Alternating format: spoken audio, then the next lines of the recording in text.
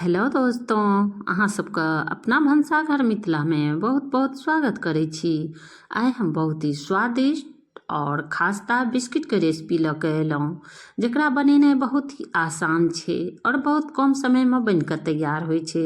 छोटी मोटी भूख हो या शाम के चाय के साथ खा सकै छी और महीनों स्टोर कऽ के राखि सकै छी। महीनों तक ई बिस्कुट खराब नहीं होइ छै। और देखियो, एकदम बहुत ही स्वादिष्ट क्रिस्पी बनै छै और साथ में हेल्दियो छै। चलू हम बनबै ने स्टार्ट करै छी। एतऽ हम लेलहुँ सूजी और दोस्तों एतऽ हम घरक सामान से बना रहल छी। एतऽ सूजी हम 1 कटोरी लेलिए, अपना अनुसार जे नाप राखि सकै छी ओहि नाप से लऽ सकै छी। और एतऽ 1 कप नॉर्मल ठंडा दूध लऽ लेलिए। खौलने के बाद जे ठंडा भऽ जाइ छै दूध, वो नॉर्मल दूध लऽ कऽ एकरा हम मिला लेलिए। और सूजी मोट होइ छै, सोखि लै छै, ओहि दुआरे एहिमे आधा कप और हम दूध दऽ देलिए। और दोस्तों दूध के स्थान पर पानियो से मिक्स कऽ सकै छी, लेकिन दूध डालने से ना स्वाद बढ़ि जाइ छै बिस्किट का। और एकरा कुछ देर फूले लेल छोड़ि देलिए। तब तक एना हम गैस पर एक पैन चढ़ा देलिए और एहिमे हम 1 कटोरी लऽ लेलहुँ मखाना। मखाना अपना अनुसार जायदो लऽ सकै छी, अपना पसंद अनुसार। और एकरा 3 से 4 मिनट तक मीडियम टू लो पर बिना घी तेल के भूज लेलिए। कियाक तऽ भुजने से ना एकदम क्रिस्पी बन जाइ छै और स्वाद बढ़ि जाइ छै मखाना का। और मखाना जे छै से कैल्शियम के स्रोत छिए। मखाना खाए से फायदा होइ छै शरीर में।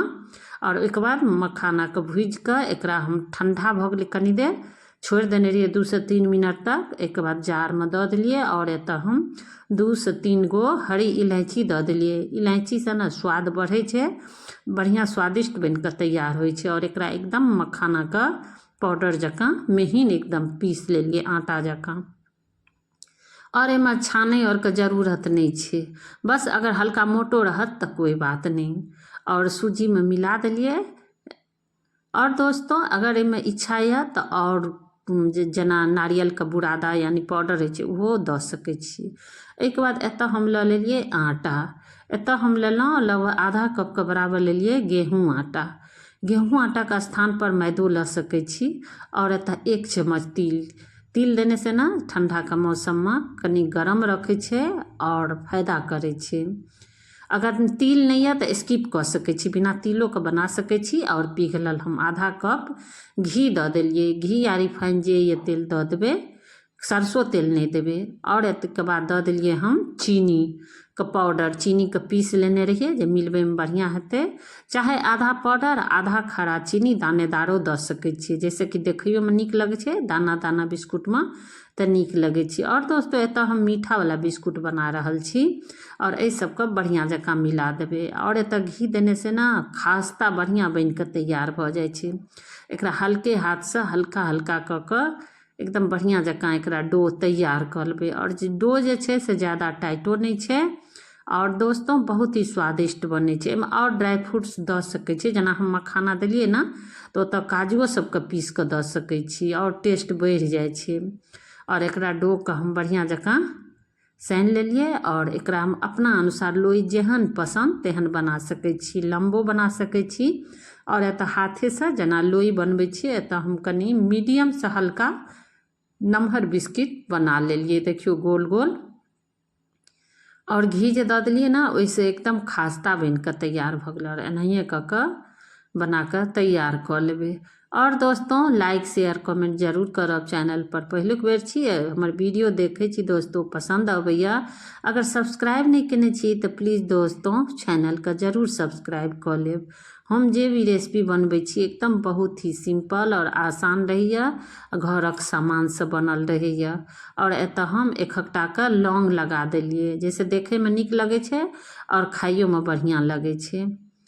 अगर लौंग नहीं है तो स्किपो कर सकै छी। आब एना हम गैस पर लऽ लेलिए एतऽ तेल। एतऽ हम रिफाइन तेल लेलहुँ या घीओ लऽ सकै छी, घी में तो टेस्टी बनबे करै छै। और एतऽ हम रिफाइन तेल लऽ लेलिए। हल्का गरम भऽ गेलै तेल तबे हम एहिमे लगभग 5 गो दऽ देलिए, 6 गो दऽ सकै छी, लेकिन एतऽ हम 5 गो दऽ के एकरा धीमी आँच पर एकरा हल्का फ्राई करबै। और तेल में चाहे घी में डुबाइयो के कर सकै छी। हम एतऽ तेल जे छै ज़्यादा नहीं देने छियै, लेकिन इहो तेल में बढ़िया जकाँ फ्राई। देखियो हल्का भ गेलै ने, फाटल फाटल, यानी खास्ता बन कऽ तैयार होइ छै। देखियो, और हमरा ध्यान दै के छै जे जरे के नहीं छै और तेज आँच पर एकरा नहीं तलबे। एकरा देखियो लगभग 5 से 6 मिनट तक में फ्राई भ जाय छै, तला जाय छै बिस्किट। देखियो, और ऊपर से जे ओहिमे जे तेल अथी दऽ देने रहिए तिल उजला वाला, तऽ देखे में नीक लगे छै। देखियो, और एनाहिए कऽ कऽ बना कऽ तैयार कऽ लेलिए बहुत ही कम समय में। और दूसरा जे छै दूसरो बार एनाहिए हम तैल कऽ तैयार कऽ लेलिए। और दोस्तों, अगर ठंडा भ जात तऽ एकरा कोई कंटेनर में, जार में राख सकै छी, चाय के साथ खा सकै छी। बहुत ही स्वादिष्ट, और बच्चा के लंचो में दऽ सकै छी। बच्चा सबके तऽ पसंद एबे करते। अपना साइज अनुसार छोटो बना सकै छी, अपना लंबो बना सकै, जेहन पसंद तेहन। बहुत ही स्वादिष्ट। और दोस्तों, फेरो हम अगला वीडियो में एक नया रेसिपी लऽ कऽ आयब। थैंक यू, धन्यवाद।